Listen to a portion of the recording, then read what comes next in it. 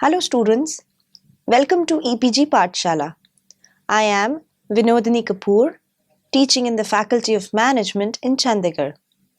Today, we are going to discuss about the module Risk Analysis under the paper Management Information Systems. After completing this particular module, students, you will be in a position to understand what is the basic concept of risk associated with IT systems and get an overview of the concept of risk, threat, vulnerability, and countermeasure. You will be able to understand what is the process behind risk analysis and the procedure for carrying risk assessment.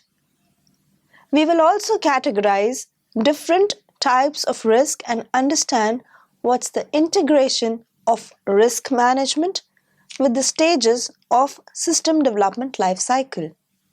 The Internet and its substantial impact on the growth of electronic commerce, communication, and dissemination of information is obvious. The major impact of computer network is on the business process automation. Routine corporate functions are handled with automated processes that are anchored in databases. Network information systems form the very backbone of enterprises and are used in almost all aspects of business, including payroll, procurement, human resource management, analysis and design of engineering components, sales and marketing. Information systems have improved organizational productivity manifold. However, complete dependence on the information system for critical operations has left organizations vulnerable to anomalies and attacks on networks. All organizations today are exposed to uncertainties, and this may impact the organization in an affirmative or a negative manner. So to support the organization, it is very important for the IT professional to help the management comprehend and manage these uncertainties. Limited resources and an ever-changing landscape of threats and vulnerabilities make mitigating the uncertainties more complex. In this digital era, the organizations rely on automated information system technology to process their information. For better support of their mission, risk management plays a critical role in protecting an organization's information needs. To facilitate this, it is imperative for IT security professionals to have a tool set to assist them in sharing commonly understood view with IT and business managers. This needs to be consistent, repeatable, and cost-effective and reduces risk to a reasonable level. The IT assets are also exposed to the damage or losses, and this involves protecting information stored electronically. Now, protection in this particular context implies data integrity, availability, and confidentiality. There are many types of computer crimes like money theft, damage of software, theft of information, alteration of data, theft of services, and trespassing to minimize losses, and hence lays the inevitable need to involve risk analysis, management, and assessment in the area of information technology. The purpose of risk analysis is to assist managers in making informed decisions about the investments and developing risk management policies. Investment decisions are complicated, and it is important that organizations utilize possible information on risk in order to decide how much resource to invest and allocate in countermeasures. It is imperative for information system risk to be quantified and managed accordingly. Since risk management requires an accurate evaluation as a prerequisite, risk analysis is an indispensable aspect in managing information protection. To provide consulting efficiency and the efficient use, management of data, automated tools must be used in the risk analysis process. Let's now discuss what exactly is the risk analysis all about. This is based on the principal concept of threat, vulnerability, countermeasure, risk, and attack. Now let's try and understand each of the terms that we have stated one by one. We'll start with what is a threat. A threat is a possible danger that might breach security and therefore cause possible harm. A threat has an adverse effect on an organization.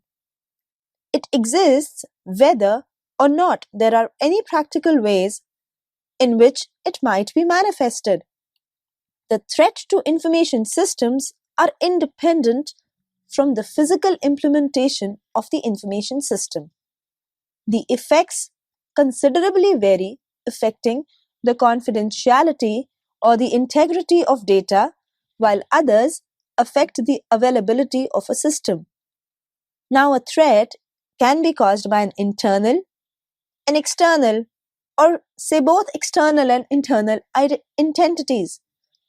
Internal threat shall occur when someone has authorized access to the network with either an account on the server or physical access to the network.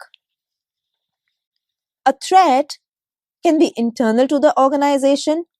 Now, this can be a result of employee action or failure on an organizational process. Now, how does an external threat arise? This is possible from individuals or organizations who are working outside a company. Now, they do not have authorized access to the computer system or network. The most obvious external threats to computer systems and resident data are natural disasters, hurricanes, fires, floods, earthquakes, so on and so forth. External attacks can also occur through connected networks, which can be both wired or wireless, physical intrusions, or kind of a partner network. We will now look at what is vulnerability. It refers to any type of weakness in a computer system or procedures or anything that leaves information security exposed to a threat. Vulnerabilities are about information security and information assurance professionals they are seeking to reduce. Minimizing vulnerabilities provide lesser options for malicious users to gain access to secure information. Computer users and network personnel can protect computer systems from vulnerabilities by keeping software secured patches and updated. These patches can remove flaws or security holes that were found in the initial release. Computer and network personnel should be informed about current vulnerabilities in the software they use and then seek ways to protect against them. Children, let's look at the concept of risk. Now, a risk is something that is existing when a threat and a vulnerability overlap. There is threat to business and a vulnerability must be exploited to realize this threat. To exploit the risk is to realize that a threat called an attack and a person or an agency or an organization who's attempting to exploit that risk is that particular attacker. A computer risk is any event or action that could cause a loss of damage to computer hardware or software or data or information. Common computer security risks include viruses, unauthorized access, and the use of computer systems, hardware and software theft, and information privacy and system failure. Okay, students, let's now come to the concept of what is a countermeasure. A countermeasure reduces exposure by reducing the probability of the attack or the vulnerability. Business losses that are associated with a threat or losses result from a successful attack. Now, depending on the nature of the risk, an organization may choose from a variety of countermeasures. A risk can be shifted by applying a countermeasure to the risk itself, which moves all or part of the exposure to any third party involving no change in business or the technology models. The annual exposure is reduced because a countermeasure is applied to the vulnerability and it reduces frequency of occurrence. Risk avoidance, where the countermeasure is applied to the threat, reduces the impact of the threat. A countermeasure involves change to the business model, but no change in the technology model. Children, let's now understand what is the process of risk analysis. As information technology usage spreads, dependence on the information system, threats to access, and vulnerability risks all have increased. And this leaves the organizations exposed to information leakage, attacks on system security. A risk analysis process evaluates risk of exposure to leakage and attack and calculates this particular degree of risk. Now, the ultimate objective of the risk analysis process is to consider what is the threat to the information system and assess what is the vulnerability of the information system and its asset value, to analyze and evaluate the asset risk level and provide countermeasures for removing, accepting, or avoiding risk, and finally, build a safer environment for information system to sustain. The process of risk analysis includes identification and quantifying uncertainties, estimating the particular impact, and building a risk analysis model that expresses these elements in quantitative form. Firstly, we identify and quantify the uncertainty. Now, the goal here is to identify each particular source of uncertainty and then quantifying its magnitude. We may not be able to predict what is the number of people shopping at a store each day, but yes, we can examine what is the past data for frequency of days that people have shopped, and this is to estimate what is the distribution of shoppers on future days. Secondly, compute the impact of the uncertainty. Now, this step is responsible for computing the impact of uncertainty on the outcome. In other words, what we try to calculate here is the output or outcomes for any input. Thirdly, we complete a risk analysis model. Now, this model has inputs which are certain variables, random variables, assumptions, or simply inputs. For any given set of input values, the model calculates output.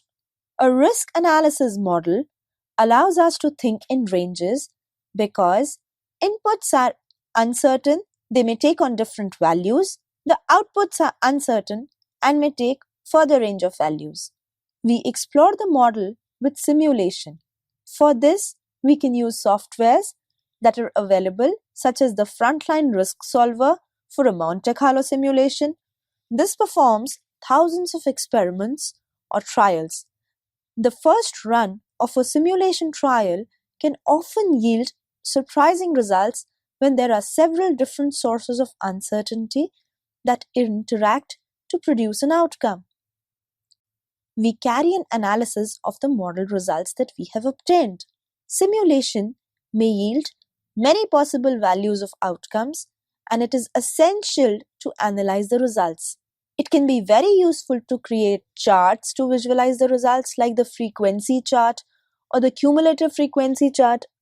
A more powerful tool here is to carry out sensitivity analysis that we have studied before in this particular section of management information systems, which can identify to help uncertain inputs with the biggest impact on the key outcome. Using softwares, we can run multiple simulations, choosing different value on each simulation. Lastly, we make decisions to better manage the risk. Risk analysis helps us to determine what are the right steps to take or avoid or mitigate the risk. We can compare risk and return on different projects and then diversify our position so that no single risk can do too much of harm. Risk management and risk assessment. Students, now let us look at these particular concepts and what they explain to us. So, as we have discussed, risk is the net negative impact of vulnerability, that is, considering both probability and the impact of occurrence. Risk management is the process of identifying risk, assessing risk, and then taking steps to reduce it to an acceptable level. Risk management and risk assessment are most important parts of information security management.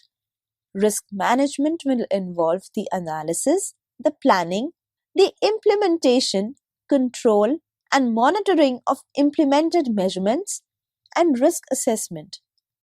It consists of several processes like the risk identification, the relevant risk analysis, and the risk evaluation.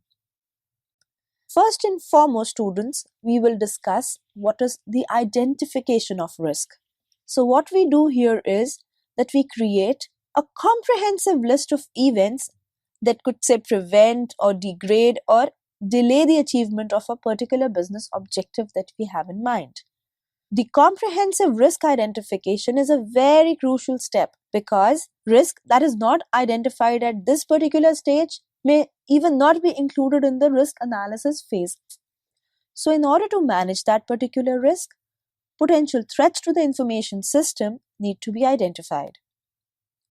This is achieved by defining the risk scenario, which is a method for determining if any particular risk exists that could adversely affect the confidentiality, the integrity, or the availability of the information system and the business objective that it intends to explain. They generally consist of a threat that exploits a vulnerability and results in an undesirable outcome. Now, the approach can ensure that all possible threats to the information system are considered and ensure that only those are applicable that are actually assessed. The following techniques can be employed to ensure that comprehensive list of relevant risks are identified. There are people with appropriate knowledge and should be involved in the identification of the risk analysis process. Discussions should include the business owner and the subject matter experts who will provide their particular expertise and up-to-date information during the process. It is also very, very beneficial to have group discussions and workshops to facilitate the identification and the discussion of the risk that may affect business objectives. Children, the main aim here is to make a decision whether a system is acceptable and what measures will provide its accessibility. For every organization using information technology, the business process is very significant to conduct the risk assessment. Threats and vulnerabilities that are present in the identification, the analysis, and the evaluation enable to evaluate the risk impact and proposing suitable measures and controls for its mitigation to an acceptable level. We now look at what is the relevant risk analysis. At this particular stage, the managing entity tries to prevent the effect of already existing or future factors, and proposes solutions that are helping to eliminate adverse effects and enabling to take advantage of the positive effects. Part of the risk assessment process is a decision making process and is based on risk analysis. So, after having considered the additional factors like economic, technical, social, political, and other factors, the managers of risk management develop and analyze and compare what are the potential preventive and regulatory measures and select those that minimize the existing risk. On one hand, qualitative methods are based on the description of the seriousness of a potential impact and on the probability that a given event will occur, where the impact level is usually determined by qualified estimation and the method of structured interviews like the Delphi method. Now, this is based on a managed contact between the experts of the assessment group and the representatives of the assessed subject. Quality methods are simply and faster but are more subjective and can be sufficiently corrected by including the experienced, highly qualified experts. The advantage of this particular method is that it is less source and more time demanding and takes into consideration the specifics of an assess system, the administrator, the environment users, etc. The Delphi method is very well suited for analyzing risks, especially when it determines what can happen and under what particular conditions.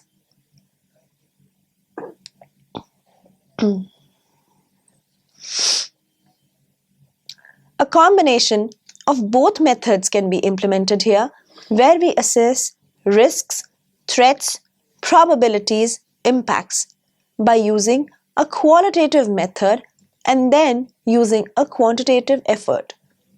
Now, this approach is based on the ISO certifications, and in this case, we start from seriousness of the threat impact to the asset in the project or on the project itself from the probability of the threat occurrence. We must take into consideration that this particular relationship depends on many factors and that can reflect in both the actual risk of the project and the impact of the system parameters. Students, we will now discuss the concept of risk evaluation. Now, once risk analysis has been completed, the residual risk can be evaluated against the risk tolerance level. It assists the business owner in making decisions on what risks treatment is required and how they should be prioritized to implement the risk response. The residual risks are assessed between 1 and 3 on the rating scale and are generally considered to be present an acceptable level of risk to the business and do not require further evaluation. However, risk is rarely static. They should be added to the agency's risk register so that they can be monitored and assessed on a regular basis to ensure the likelihood and the impact do not change. The residual risks are evaluated as between 4 and 25 on the rating scale and need to be evaluated and prioritized. Higher the risk rating, higher is the priority. However, there may be 2 or more risks with the same rating. If it is not clear which risk has a higher priority, the information protecting priority defined in the business context should be used to determine priority for implementation of additional controls. We will now come to how classification of risk can be done. This is based on the potential financial or other impact of a loss. That risk can be grouped as, firstly, critical risk. Now, this implies whose potential losses will sum up to a company's bankruptcy or dissolution or political destabilization. a person's bodily harm, or say even death. Example, a failed project can threaten or disable basic state functions like the payment of benefits, registration of motor vehicles, and in case of private entities, the production shutdown and default on the contractual obligations. Major risk. Now, this is a risk or threat whose damage will cause potential loss and do not lead to bankruptcy but remain in operation. A company will have to, say, borrow funds or adopt another measure that will exceed the regular operation, like to sell a part of the assets, to remove authorized persons, or to carry a media campaign to initiate legal steps. These will result in higher expenses or the delay of a project. Regular risk. It is very, very usual in the given area of activities and result in the potential losses to be converted with current assets without causing inadequate financial pressure. Now, a risk whose consequences are not threatening a project can continue without major cost and time losses. Now, students, let us now try and understand how we can determine the level of risk of a given threat with respect to a particular assigned asset. We can express the level of risk, say defined by R, as a function of two particular variables, where the first variable is the impact of a materialized threat and it is in connection to the asset value. We symbolize is by the letter A, and then the probability of the threat materialization, which is in connection to the vulnerability of the project or the entire project, and this is symbolized as H. So we have the level of risk as a function of the materialized threat and the probability of that particular threat. Now, higher the risk level for the threat, the more effective measures need to be implemented to eliminate the risk or reduce this particular risk to an acceptable level. To assess the level of individual risk, which comprises of the inherent, the residual, and the target risk, we also use the total risk matrix. When analyzing risk and before adopting measures to eliminate risk, we assess inherent risk without taking into consideration the already existing or the considered measures. Now, after we have implemented the measures, we again assess level of risk while including the level of the residual risk, which is after these particular measures have been implemented, or the level of the target risk. What is the target risk? It is requested by the analysis recipient. The target risk here is based on the strategic managerial decision where level of a given risk is determined and fully accepted. Now, it does not necessarily mean the zero risk, especially if achieving zero risk will mean inadequate expenses or the lower functioning of a system. We will now discuss the integration of risk management with the system development lifecycle. Now, students, we have discussed and understood before that the SDLC cycle has 5 phases. The first being the initiation phase, followed by development, the implementation, operation, and the maintenance, and lastly, the disposal phase. The risk management methodology is the same regardless of which particular stage of the SDLC phase you are in and for which the assessment is being conducted. Now, this is because risk management is an iterative process that can be performed during each of the phases of SDLC. Okay, let's first come to the initiation stage. So, in this phase, the purpose and the scope of the information system is formulated. The identified risks here are used to support the development of the system requirement, including the security requirement and a security concept of operation. Secondly, development. The information system is designed, programmed, and developed.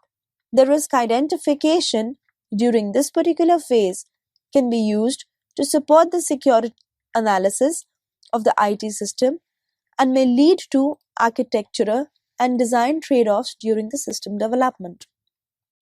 The third stage of the SDLC cycle The implementation stage, the system security features must be configured, verified, tested, and enabled.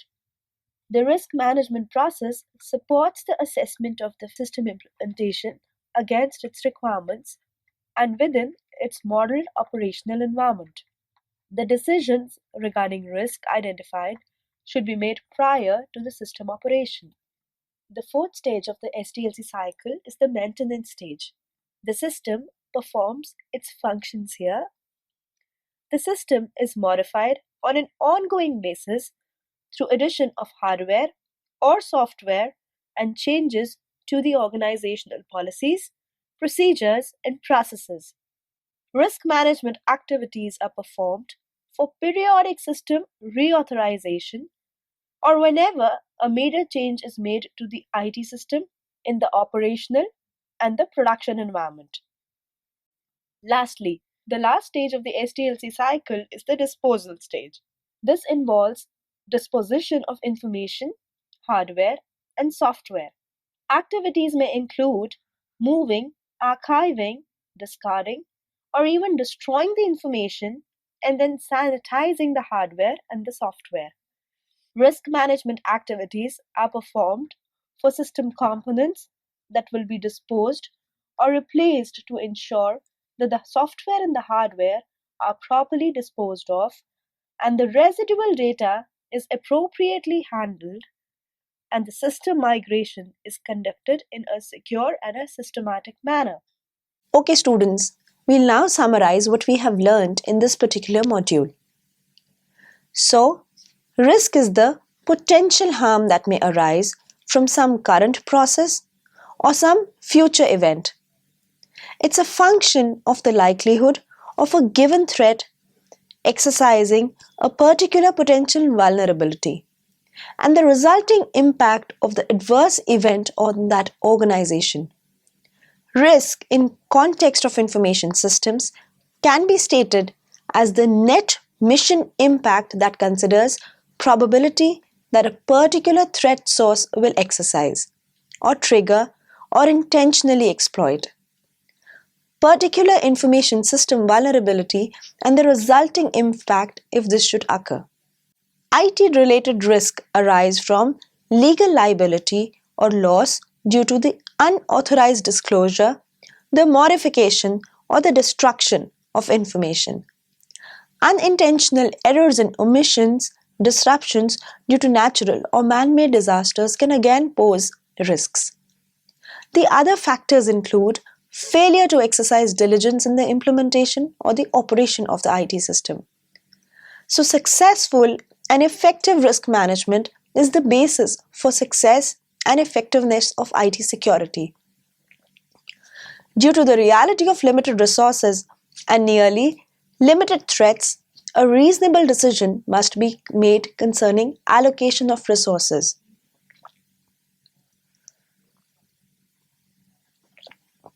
Risk management allows organizations to protect information and business process commensurate with their particular value. Successful and effective risk management is the very basis for successful and effective IT security. Establishing and utilizing an effective high-quality risk management process and basing information security activities on the process will lead to an effective information security program in the organization. Thank you.